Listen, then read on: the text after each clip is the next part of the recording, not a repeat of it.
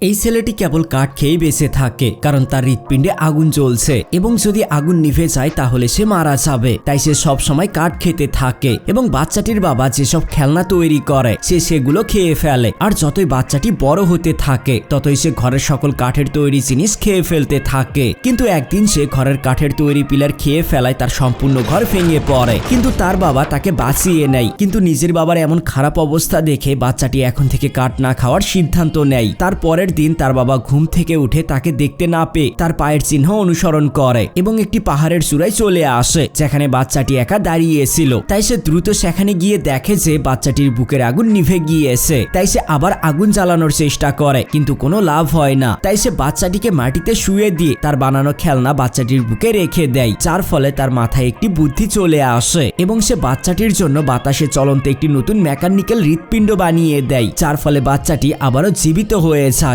বন্ধুরা, এই ভিডিওতে একটি লাইক করলে পার্ট 2 খুব দ্রুত চলে আসবে।